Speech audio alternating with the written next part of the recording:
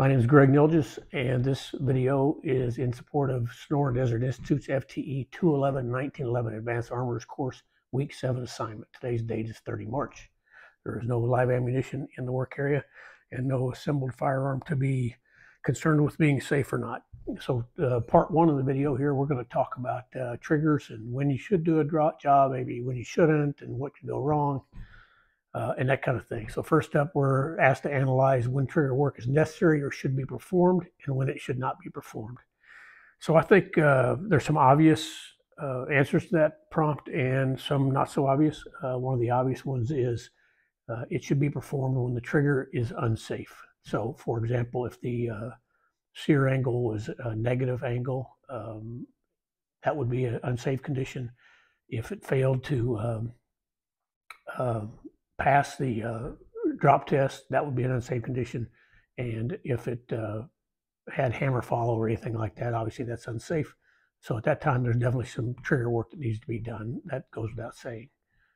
Other times might be if a customer or yourself would like a lighter pull, given the intended use of the weapon, it might be prudent to do some trigger work then and smooth it out a little bit. Maybe even perhaps lighten it out again, depending on the intended use. When you shouldn't do work on a trigger, I think when you don't know what you're doing, that's the obvious answer there. And the other thing is if the intended use is perhaps there's no right, this is more subjective than objective, but if the intended use is a defensive firearm, you should be very cautious in lightening the trigger and focus more on smoothing the trigger than lightening it. And that same goes with hunting, although I don't think that's really a big issue with 1911s. I don't know if anybody hunts with a 1911, not saying it's not possible. But that's that prompt. And the next one is discuss what constitutes improper trigger work, the problems that can occur and how they can be avoided. Improper trigger work is basically due to either not having the right tools or not knowing what you're doing. It's easy to mess up the sear engagement angle with the hammer hook, or negatively affect the disconnector in some fashion. So, and if you do that, you're obviously going to run into some of those problems where we spoke of in the first prompt, where there's unsafe conditions with the trigger that result. And we're going to demonstrate now how you can analyze the fitment interaction of specific components of the 1911 fire group. So we'll start with the somewhat easy one, and that is the hammer sear engagement. And going off of the primary engagement hook, you're wanting an engagement angle of, if it was fitted in some fashion where you can see, but you want an engagement angle where the sear is flush with the hammer hook, and not at one angle or another. Obviously, a positive angle is acceptable, and some people actually would say that it's preferred. That's a debate I won't get into. I lean towards a neutral angle, but so that's one thing that you can do, is just to look at how the angle is, and you using a magnified optic of some sort will help greatly, because we're talking about very, very minuscule surfaces, 20 thousandths or less, or a little bit more in some cases. So it's a pretty small amount, and so it's hard to see. So that's one thing you can do, is analyze what interacts with what else. For example, how the disconnector interacts with the sear, and those surfaces. You want to take a look at those as well. And you can see where there might be some wear marks, and that might be indications of it not being a smooth surface. In that case, you might want to polish it. But wear marks are a good primary indicator of where something is interaction with something else, and it might even be something like the leaf spring on the back of the disconnector, or it might be the slide on the top of the disconnector. It's showing that maybe you need do a little more polishing, or maybe the disconnector is a little too tall, something like that. Same thing with the trigger. The trigger, you want to, again, look at it to see if you can tell where things are contacting and impacting, and just double check there's no fitment issues and or issues regarding the smoothness of the surface and address those accordingly. So the next part of the prompt on this part 1 is discuss specific component angles, surfaces, tensions, dimensions. We kind of did that just now. So you're going to analyze it by looking at it and kind of getting an idea of where things are contacting, and the angles and tensions and dimensions are going to be associated with that and what you're going to do with them. And last, we'll say identify and describe aftermarket tools, jigs that can be used to make and work easier. Well, for example, I've got the trigger in my hand. There's I don't know what it's called, but it's basically a block that you fit the trigger bow over to make sure it's straight and everything. So that's one tool that could be used, as well as stones and or perhaps a pillar file to break any edges that are sharp that shouldn't be sharp. Same thing on the sear.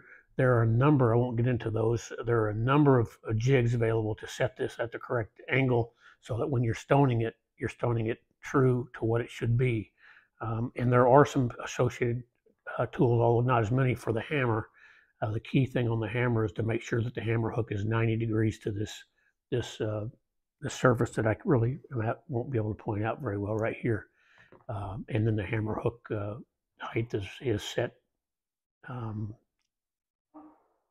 20 thousandths, maybe even down to 18 thousandths.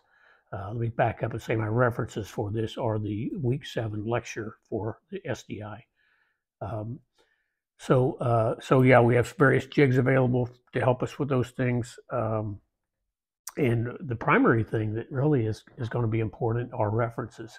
And I'll pick a couple up that I didn't necessarily use in this, but this complete assembly guide by Walt Kulak is instrumental, as is the 1911 Complete Owner's Manual by Walt Kulak. And then this is one of the two, but Jerry Kuhnhausen has 2 books that are awesome as well.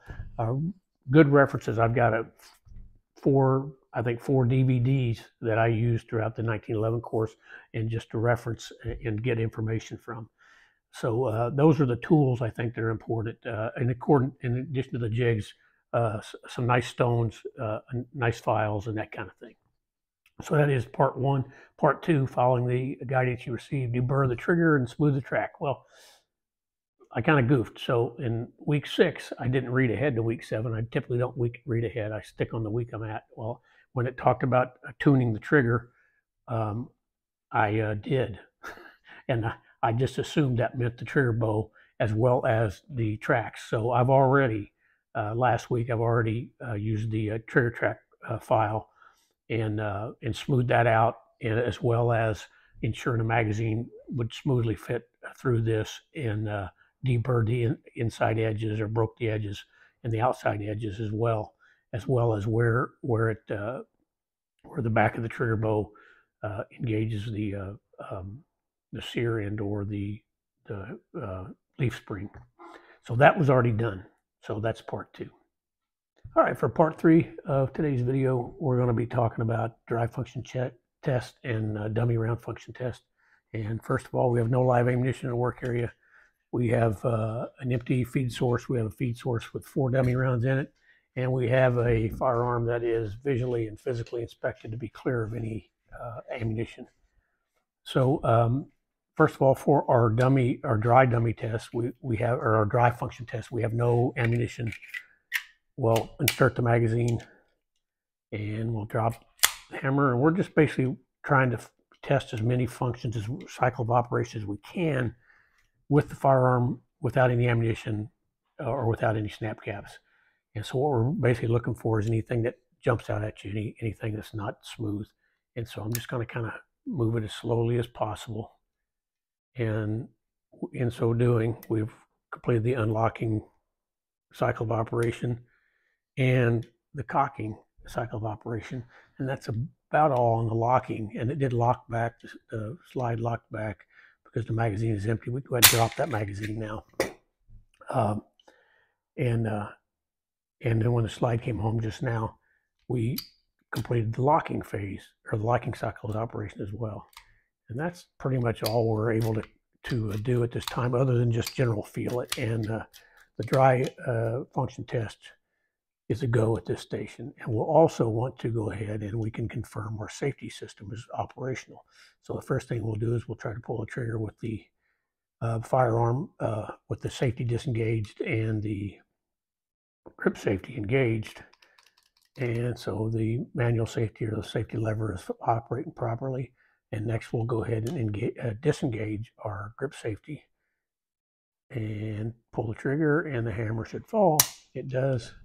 And last, we will engage our safety and pull the trigger with the grip safety disengaged, and it does not fall. So the safety system passes. So the dry function test is complete at this point.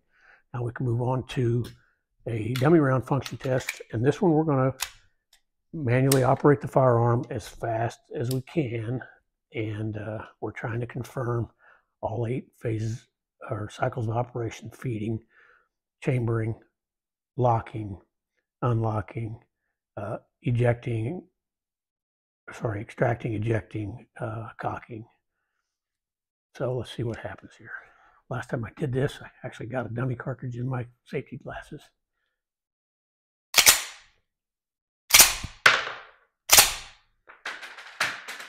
Now we'll test the fire control group. That simulates the firing cycle of operation. We're going to hold the trigger back and we're going to test the disconnect reset.